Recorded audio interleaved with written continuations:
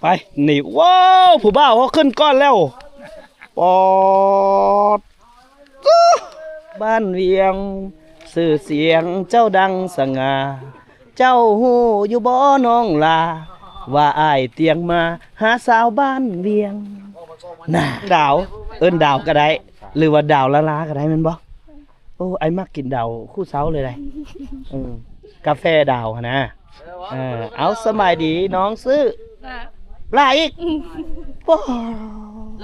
เดี๋ยวนี้เจ้าเอาแต่ลูกล่าบ่ไปน้ำค่อยนี่โอ้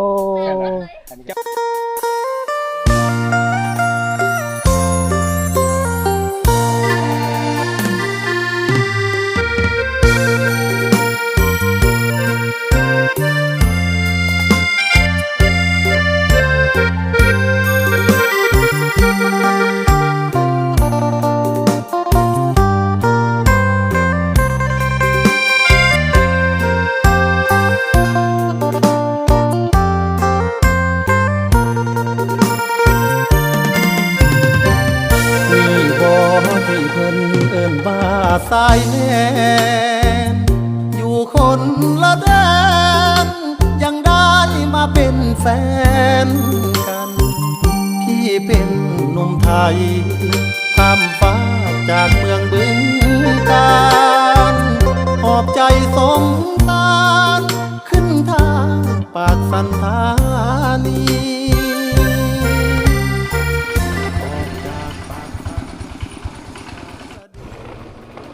อยู่ใส่ก็มีแต่มากกระบกเนาะ อยู่พี่ก็ยังมีมากกระบกอยู่เอาเตรียมตัวเดินทางเข้าไปบ้านเวียงพี่น้องไปบ้านเวียงวิวภูเขาตัวนี้นี่งามแหงขนาดเลยจากบ้านหลวงออกไปยังบ้านเวียงน้ำมันไหลออกจากผา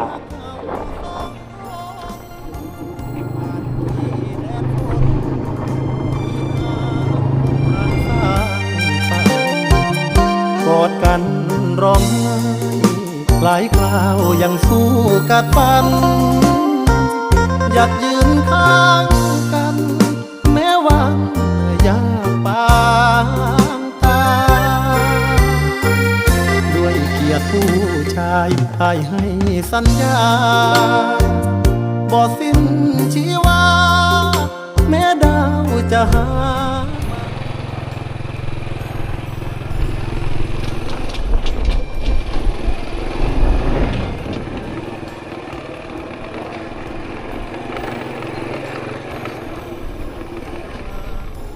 โว้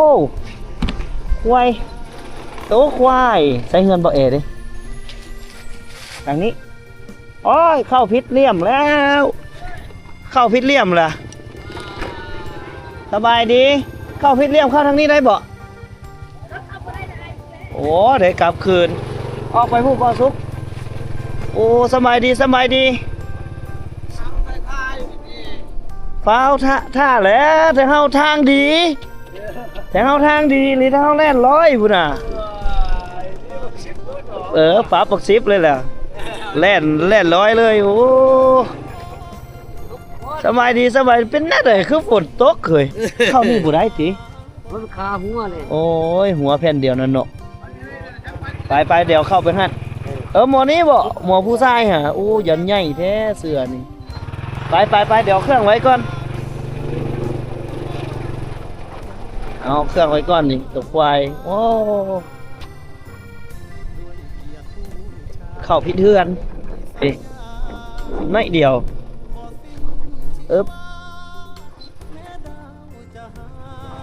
ชื่อบ่ได้พี่น้องโดนแล้วบ่ได้มาหา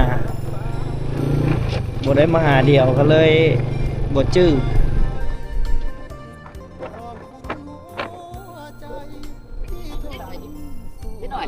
เห็นไปครับอันพระเท่าแก้วเราเข้าในเลยบ่นี่จอนี่ก็ได้นะโอ้2 คนนี่บ่ลูกไหนมึงนู้นน้ำมันเหี่ยสินี่โอ้ดิซ่าโอ้ยเรียบร้อยเลยหัดแน่นพดแทบใช่ทุกคนนี้แม่นนี่ว่ามันอันนั้นมันโอ้ยทบิดมันตก เอาแกะให้หน่อยแกะดูทวินมันตกใส่กระต้าแล้วมันตกใส่เสือกมัดเสือกขาด เฮ็ดที่รถ อืม ตักเสร็จ อืมเป็นห่วงแล้วเป็นห่วงเบียร์หั่นได้ เออ ที่จะเป็นบวชใหม่ก็บ่สิเนาะ นี่โอ้ยยังเหลือซ้ำนี้พี่น้องเอ้ยโอ้น้ำมันกระส่วนมาใส่รถไถเบิ่งถ้าเพิ่นเตรียมท่าไว้แล้วได้นี่เจ้าเตรียมท่าตั้งแต่เช้าพุ่นโอ้ยว่าสิบ่ได้ไปไปไปกินข้าวอยู่พุ่นล่ะ เออ ยังเอาปั้นจักหน่อยหนึงเนาะ ขอท่านนะ กินจัก2-3คำหนึงนะว้าวผู้บ่าวเข้ามาแล้ววู้มาแล้วเอาไปมันเหี้ยป่องหนึงเลย นี่ละ เหี้ยป่องหนึงเลยตกพี่น้องเอา ไปในกระดิ่ง ไปนองได้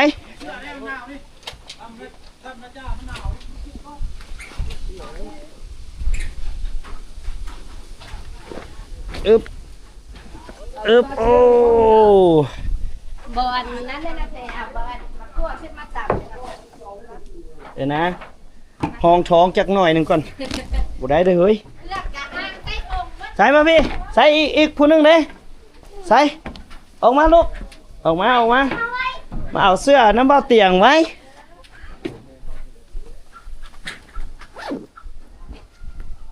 บ่สุก อ้างท่า บ่สุกขึ้นมาเทิงก่อน ไปอยู่ฮะ โอ้ขอโทษหลายๆมันหลายเวียก แม่ท่านนะ มาผัดทางเขาเข้ามาดีคักแท้เล่นร้อยเลย ทางมืดเนาะ ทางที่เบิด จะไปทำบ่ดี ใส่อีกผู้หนึงเด้ออกมาไหมลูกมาเบิ่งเสื้อนี่มันพอดีอยู่บ่มันพอดีอยู่บ่โอ้เครื่องก็เป็นเครื่องมือสองเด้อพี่น้องอันนี้บ่เอ็นตัวนี้พอดีบ่เจ้านี่ค่อย นั่งลงนั่งลง โอ้บ่แม่นตัวนี่ได้อยู่บ่เสื้อเรียงงานสำรวจได้อยู่นะเนาะของสทตลองมือ เข้าใจ เอาไปเบิ่งเลย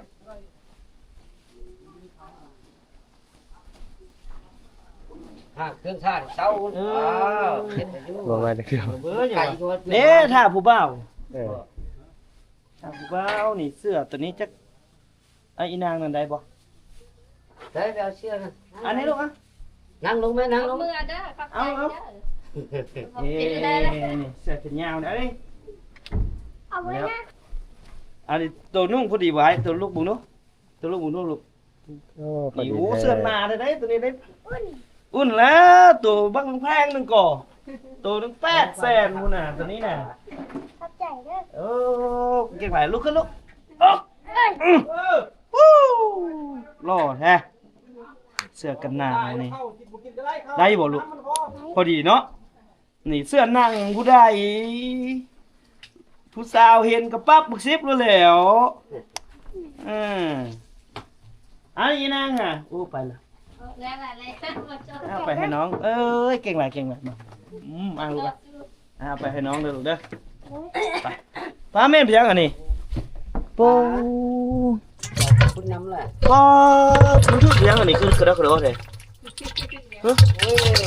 นั่นเพิ่น ซื้อมาบ่ เพิ่นลงไปเอานี่ เอาอยู่นี่ เดี๋ยวนี้ให้ บ่บอกซะนะไปเงินครัวบ่ทันได้มานอนเฮือนเพิ่นจักบาทได้บัดนี้แหละนี่ตำบักทั่วนี่ก็กินแล้วก็ไปโลดเลยนี่ เฮามาชุดก่อนนะ เพิ่นฝากความมาไปหาลูกเพิ่น แม่นละไปเอาหูเพิ่นส่งมาให้เราไปถามเพิ่นเลยนะ มื้อหน้าก่อน มื้อหน้าเนาะ มื้อหน้าก่อน น้องเอ้ยท้านะ เพิ่น ไป เพิ่น แต่ดุลแล้วไทย เพิ่นไปเวียงเพิ่นไปไทย แม่นละไปไทยแล้ว เออ บ่มาเลย แล้ว ให้ จะไป บ่เตียงค้นหาให้นะ เอาจังหน่อยจังไปหาเด้อแล้วจังไปหาเอาไว้โอกาสหน้าพี่มาเฮากินข้าวซะก่อนห้องท้องซะก่อนได้เอาจังออกได้เฮาบ่จังหน่อยเฮาสิเส้นแล้วเฮาสิกินหยังบ่เป็น ก่อน บ่ได้เวียกใดโอ้ได้หาให้ว่าบุกแต่งตัวเบิ่งแม่เบิ่งเด้อบ่หาผู้สาวให้เรา ไปเดี๋ยวนี้ โอ้เบิ่งดู เราว่าบ่หาผู้สาวให้เราจักคนเลยซะปอเฮาจะไปกินป่าได้พ่อเฒ่าเอ้ย ปลาเนาะ คือบ่เน็บในกระโดดแท้ ปลาไปพูเนาะ เอาแต่ชิ้นเจ้าคนคว้าเลยเอาไปเอาละ ป้า เอาแล้ว ได้กี่เดียว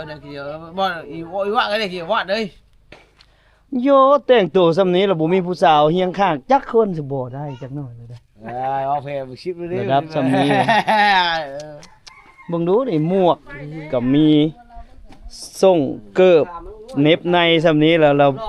ไม่ใช่หมูหมักเนาะ โอ้ยปั๊บมักสาวผู้ใดผู้เฒ่าเอ้ย โอ้คักผู้เฒ่าแก้วสุดยอด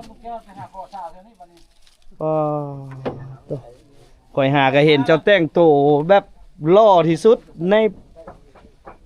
นอนากวดนี้แหละมื้อนี้เลยแหละได้เห็นคักแน่เลยแหละเนาะ โอ้พี่ของผู้ดำเนาะ ช่องคน ต้องถึงหน้าของด้าน ดังตึมอีกเลยบาทนี่ ดังเต็มเลยบาท ฮอดอเมริกาทับบาทนี่พวกเรา เนาะ คันว่าได้เศร้า2แรง2คือเว้านี่แม่นผลิตยาเลยทางเฮาผลิตยาขายเลยทางเฮาได้ เนาะ ยาดอง ไปเท่าไหร่ ผลิตยาดองขายเลยทางเฮานี่บ่แม่นธรรมดาเด้อสิบอกให้เบิ่ง ไทยไม่คันเลยพูดมันไม่ คักหลายพวกเฒ่าแก้วคักสุด โชว์คันเลยไทยจ้ะ โอ้ผู้สาวน้อยเบิ่งมาเบิ่งดูมาออกมาเบิ่งแม่เบิ่งเสื้อมาพี่ออกมาอีกโว้ยออกมาทำไมเฮ้ยโอ้เอาเสื้องามให้ละเพิ่นไปรีอยู่เนาะอันนี้หมู่นั้นเก่งเลยหมู่นั้นใดฮู้จักขอบใจฮู้จักอีหยังอีกได้หมู่นั้นใด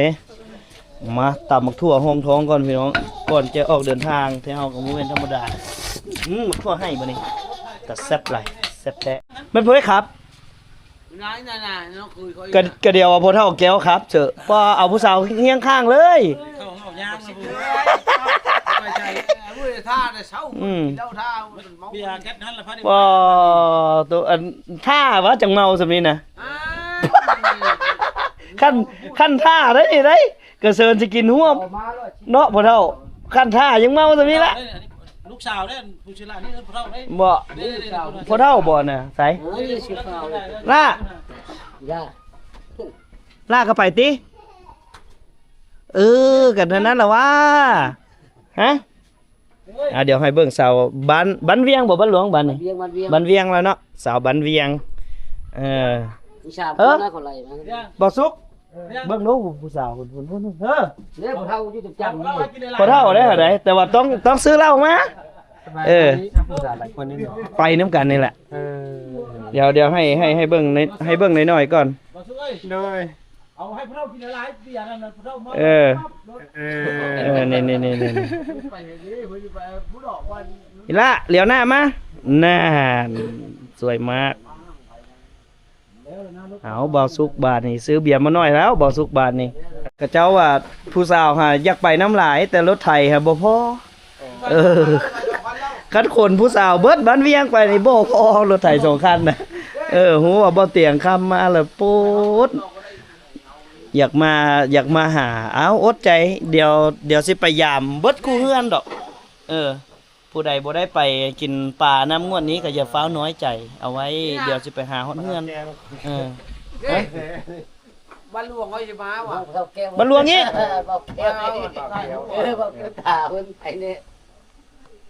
กินก่อนห้องท้องก่อนได้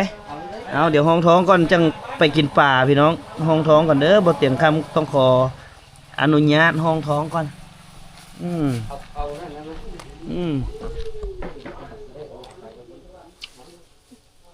ครับ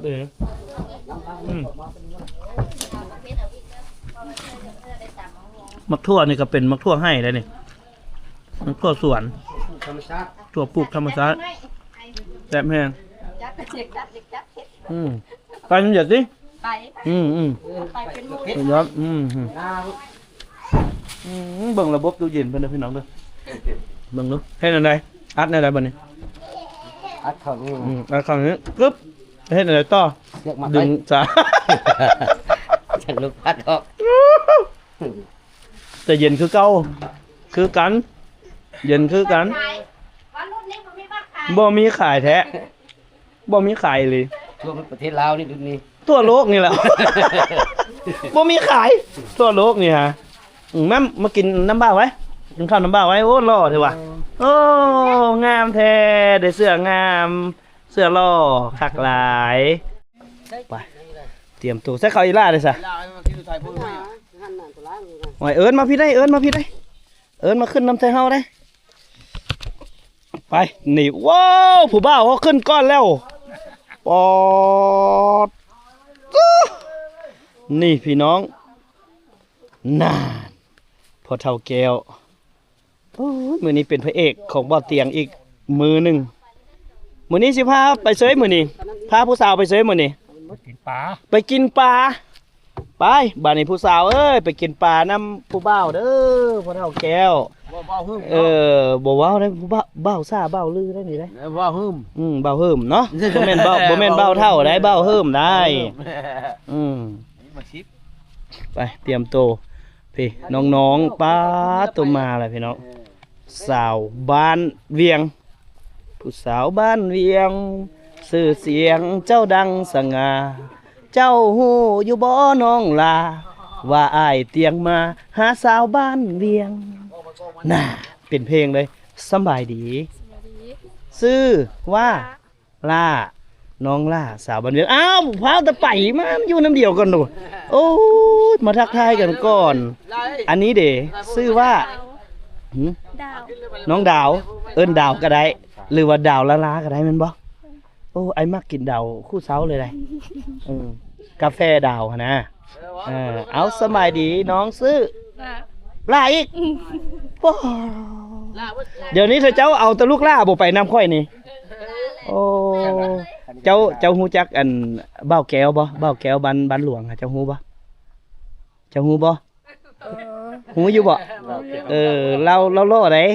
ผู้สาวญาติเราหัวแตกเดี๋ยวนี้ฮะว้ายอย่าเฝ้าญาติเราได้อย่าโว้ไปบัดนี้เจ้าขึ้นรถพอเท่าไอ้แก้ว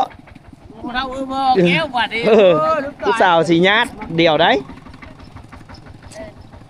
มาขึ้นมาเตรียมตัวออกเดินทางไปกินป่ากับสาวเวียงหลวง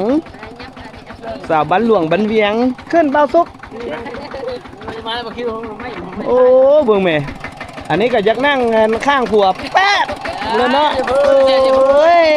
ไปออกเดินทางมื้อนี้สนับสนุนโดยเบียร์สวรรค์พี่น้องเบียร์สวรรค์รสชาติเบียร์สวรรค์เป็นจังใดเดียวให้สาวเวียงหลวงให้สาวบ้านเวียงเป็นผู้บอกรสชาติเนาะรสชาติไปรสชาติเพิ่นสิเป็นจังใดก็เดี๋ยวให้ทางสาวบ้านเวียงเพิ่นบอกรสชาติเนาะ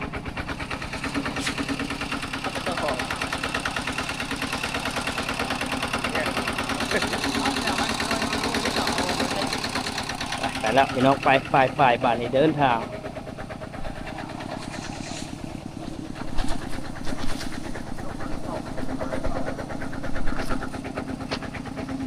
ตอนนี้กำลังไปกินปลาจักไปกินอยู่ใส่เฮายังบ่ได้รู้เดี๋ยวไปฮู้น้ำกันแม่นบ่เอ้ามาก็ไปนำบ่ไปเดี๋ยวมาขอนั่งข้างๆแน่ขออยู่ข้างๆกินได้บ่หัวหน้าเอาเลยโอ้ยเบียร์ยังเบียร์สวรรค์เอาซีมึงรสชาติดูอันนี้คอเบียร์ได้นี่พี่น้องซีมเบียร์มาเบิดประมาณ 2,000 ลังละตั้งแต่เกิดเป็นคนมาแต่ว่าเพิ่นมีลูกสาวงามซื่อๆนี่ผู้ชายอ่ะผู้บ่าวเนาะโอ้ผู้บ่าวนี่โอ้ผู้บ่าวเฮิ่มบ่าวซ่าบ่าวลือเขตเวียงหลวงได้ลูกสาวเจ้าผู้ใดนี่ผู้สาวผู้นั้นบ่โอ้ยมื้อแรงเด้อสิไปถามขะดองเด้อโอเคมื้อแรงนี่เฮาเฮ็ดฮีดเฮ็ดคองเลยคันขะดองเว้าขะดองคือไก่แล้วมันเฮ็ดฮีดเฮ็ดคองเลยมื้อแรงจัดไปสาวเวียงหลวง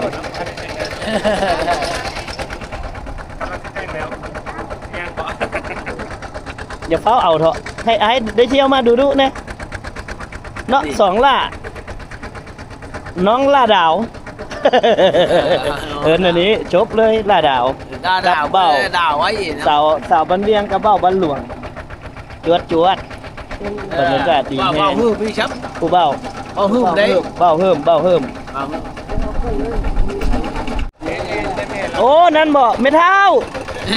ผู้เบ้ามี2 คนเด้ออยู่รถนี่เด้อยกเว้นเบ้าเตียงบ่โสด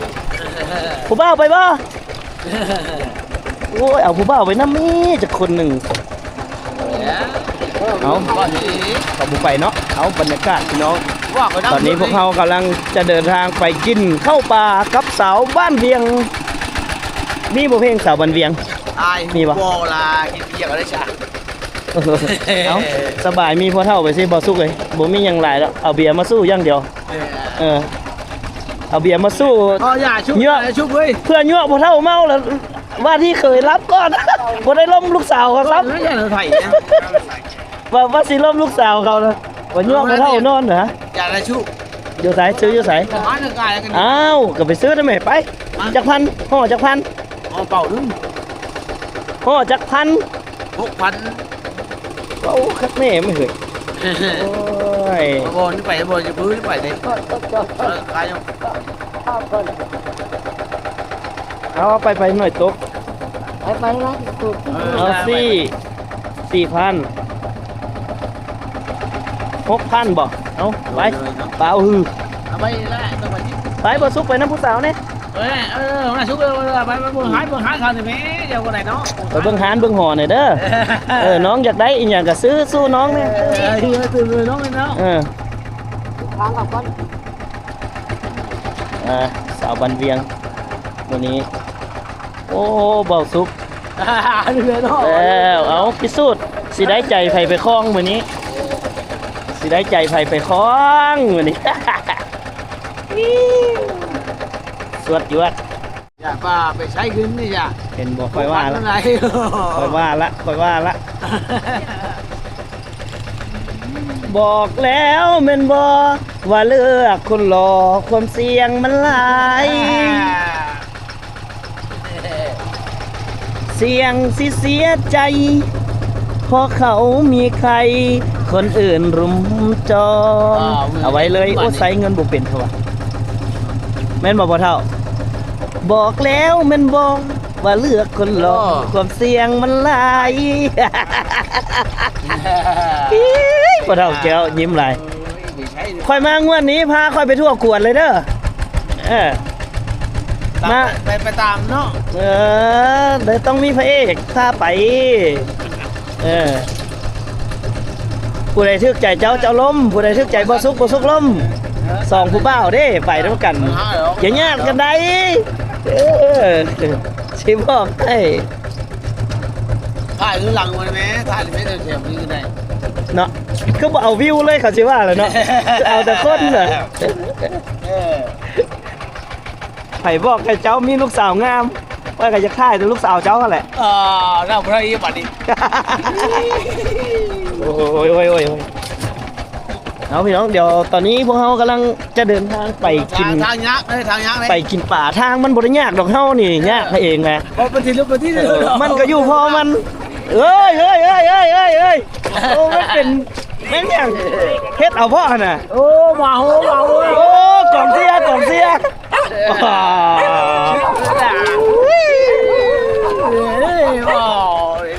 โอ้ว้าวชุดดีของบ้าวซุกอยู่ทั้งหลังแบบนี้นี่เอง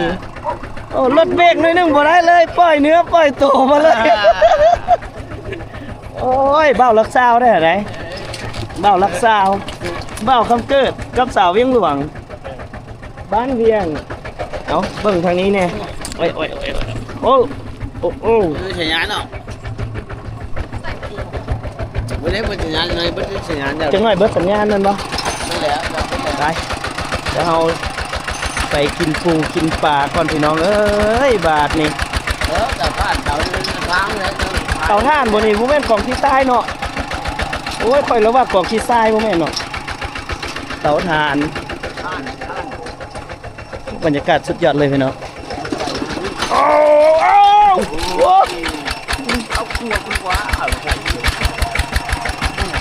เราจะได้หาบทลงเลยบัดแบบนี้นี่ก็จะบทล้อละบทเสียงบทล้อแล้วมันต้องหาบอนก่อนเส้นทางมันบ่ได้ยากดอก แต่เฮานี่มันยากเองเป็นคนขับโอ้เป็นคนขับแต่แท้จะบินได้เฮ้ยโอ้ยยังวะ ทางเป็น โอ้ยกว่าจะปรับเนื้อปรับตัวได้ผมไม่ทำแล้วทุ่งดอกนี่งามแท้นี่ดอกอันนี้ฮะเอาตัดลายมาเจ้ามีไอ้น้องจักคนสี่คน พาจะค่อย 5สิเจ้าเขาปัวไปละ เอา3คนยังส่ง ยังสองยังโสดแต่เจ้าครับอยู่ไรเพราะ เลย ผู้ชายก็มีมาผู้สาวไปเลยผมค่อยชิไปถามแม่เจ้าก่อนว่าเฮ็ดอะไรจากไหนลูกสาวไปเลยให้ไปเฮือนได้บ่เนาะน้องดาวเนาะน้องดาวเด้ มี3 คนชิมาสัมภาษณ์อย่างกันตอนนี้วะพอเท่าแก้วโอ้ไอ้แก้วเบ้าซาเบ้าลือประจำเขตเมืองหลวงได้เอาผ้าไปกินป่ามื้อนี้โอ้ยเพิ่นก็เอาผู้สาวมาหลาย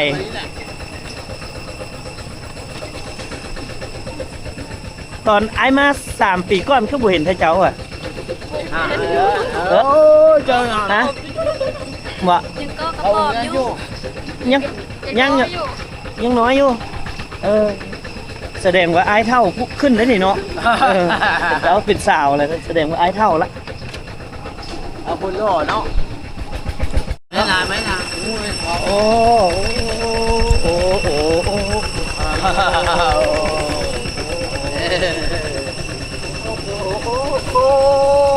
เดี๋ยวยังไงรถจะเดือดแล้วกับบจับห้าวันแล้วเราที่มาจับป้าเจ้าโอ้มุมนี้ให้ขนาดเลยมุมนี้อยากคล้ายๆกับแบบอย่างง้อแบตสิเบิร์ดระบาดนี่ แล้วมันจะหมดยากเพชร เอาซากเดี๋ยวซาดแบตก่อนมาดิจังหน่อยสิบได้ช็อตเด็ดโอ้เบิ่งผ่าพี่น้องสุดยอดของเส้นทางตั้งแต่เอารถจักรพาได้เข้าไปทำซิมเมอรี่พอได้พี่น้องบัดนี้เอารถไถมาใส่ก็แม่นธรรมดาเนาะกับบรรยากาศอันแสนที่จะทรมานธรรมดาเนาะแหละเนาะ ก็ได้ เหม็นปะธรรมดาทางดีเบิดล่ะ ดีจังยังไม่ดีอ่ะพาดูทำไว้นาเอ้ย โอ้ถึงแล้วโอ้สวดยวดธรรมดากับบรรยากาศวิวแห่งธรรมชาติบ้านเวียงพี่น้องเอ้ยเส้นทางยุทธศาสตร์ในการต่อสู้ตั้งแต่สมัยสงครามต้านฝรั่งเศสเนาะแม่นเส้นทางนี้สอดท่าแขกเสยบนหน้าเสื้อแบบสอดท่าแขกเส้นทางสมัยสงครามแม่น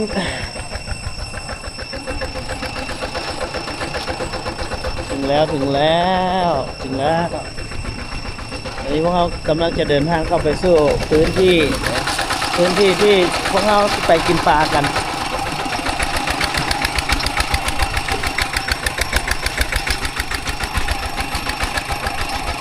ยังสินะเอามาเปิดตัวทำใหม่เดี๋ยวก็จะขับที่ถ่ายให้เบิ่งพอแล้วจุดกินปูกินปลาไป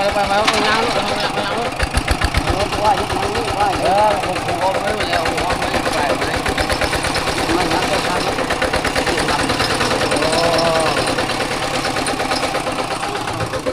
ถึงแล้วจ้าโอ้ขอบใจสาวๆบ้านเวียงพามาเอาบรรยากาศเดี๋ยวเฮาสิมาเบิ่งว่าป่าอยู่นี่มันสิมีป่าประเภทใดหลายที่สุด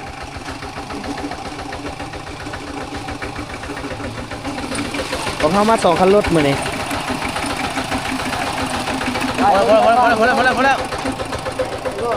พอแล้วเยอะฮอดพับจุดหมาย ถึงจุดหมายปลายทางแล้วผู้บ่าวแก้ว บ่หืม บ่าวสาวบ่าวลือประจำหมู่บ้านที่เฮาเอามา2คันรถจ้ามื้อนี้กับบรรยากาศอยู่กับธรรมชาติเนาะอยู่นี่เพิ่นเอิ้นถ้ำหยังก็ ทำวังขอนแคน วังหยังก็ วังขอนไม่แคน วังโขนแคนโขนไม้แคนเนาะเห็นแล้วบ่ป่าฮะใส่ว้าวไปเฮ้ยมันหลายปานนั้นผู้บ่ป่าน่ะผู้หลายแท้โอ้ยน้ำคือสิใสเย็นดีโอ้ยหูนี้ค่อยก็นุ่งส่งขาสั้นมาค่อยบอกแล้วค่อยถือ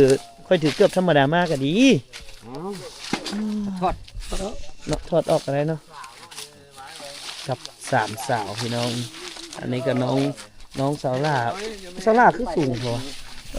นี่สูงกว่าเฮาอีกสูงแต่ละคนบ่สูงพ่อแม่ถ้าเจ้าป้อนคำแรกด้วยหยังวะคือสูงแท้บ่ล่ะชื่อบ่เข้าคำแรกฮะบ่ชื่อเนาะเขาเจ้าย่ำเนาะน่าจะอันนี้ก็ล่าคือกันล่าหยังก่อ เศษมาได้ธรรมดา ล่าธรรม ล่าธรรมดาอันนี้น้องดาวน้องดาวมาหลายเทื่อแล้วบ่น้องดาวเทื่อแรกโอ๊ตเทื่อแรกคือกับพ่ออ้ายเลยเนาะโอ๊ตคนมีเขี้ยวเลยนี่คนมีเขี้ยวโอ้อ้ายล่ะคิดว่าเจ้าเป็นแวมไพร์แหมฮู้แวมไพร์บ่เป็นผีหน้าฮักมันบ่เป็นผีที่สวยที่สุด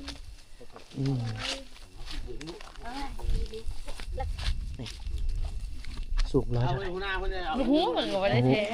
มาไอสิคืบ1 2 3 4 5มื้อนี้สิพาไอมากินปลาอยู่ห้วยแม่แคนห้วยป้างเคยมาจักเทื่อหลายเทื่อแล้วเนาะโอ้หลายบ่ปลาอยู่นี่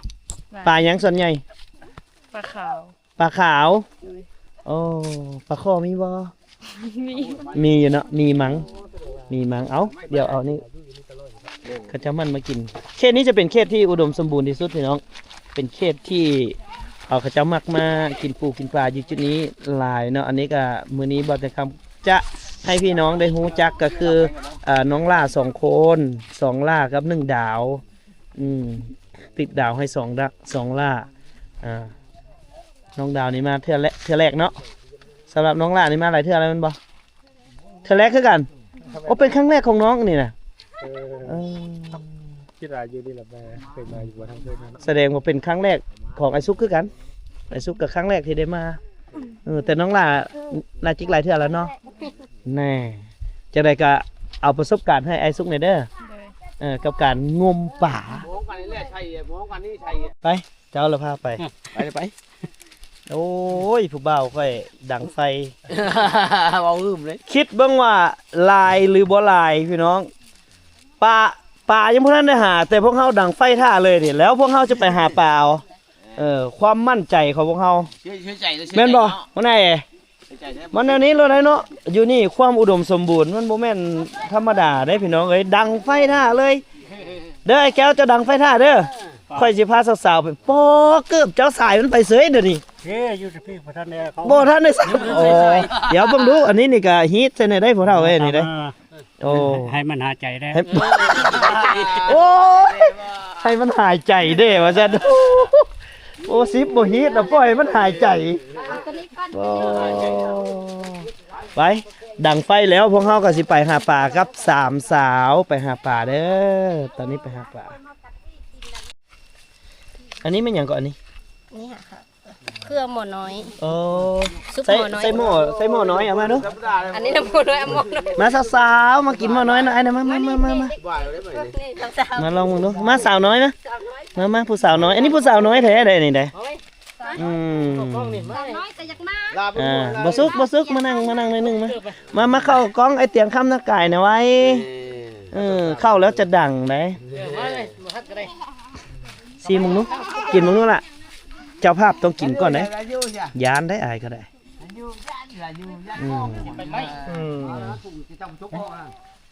ไปแล้วนั่งนั่งไปนั่งพี่นั่งยายนั่งพี่ เป็นจังได แซ่บบ่เฮ็ดอันใดจังสิแซ่บกว่าตากินเองน้ำหุยเอาให้ไอ้สุกหน่อยนึงยักไปอีกหน่อยนึงเอาแท้เจ้าถึกตลอดแล้วเจ้าถึกตลอดแล้วเจ้าฮะ ทำได้บ่ เอารถเต็มใจเจ้ารถนะเฮ้ยว้าวเป็นอะไรบ่สุก แซ่บขนาดเลย นะค่อยว่าแล้วสิ่งที่แซ่บที่สุดก็คือมีผู้สาวป้อนแม่นบ่ แม่น โอ้แต่ว่าอ้ายนี่ต้องแม่นเมียป้อนนะจังแซ่บ ถ้าพอเท่ายังมาหลายแท้ เบียร์สวรรค์เบียร์สวรรค์เบียร์ของคนจริงจริง โอ้โดย ๆแล้วเฮาจังสิจวดเดี๋ยวเฮาสิเอาสาวๆไปกินอยู่ลุมพุ่นไปเฮาซิมอันนี้แล้วเฮาไปนั่นเนาะเฮาไปงมป่าเนาะเฮาเพราะว่าเฮาอันนั้นแหละได้เฮาดังไฟล่ะอยู่นี่อุดมสมบูรณ์แฮงพี่น้องเอ้ยค้างมาไว้จึงไปหาป่าก็ได้กินบ่แม่นธรรมดาเด้อสิบอกให้เดี๋ยวเบิ่งเครื่องมือหาป่าของน้องๆเด้อเดี๋ยวบ่เตียกสิให้เดี๋ยวถ้าเบิ่งว่าน้องๆเขาสิหาป่าจังไดสิได้ป่าหยังรอติดตาม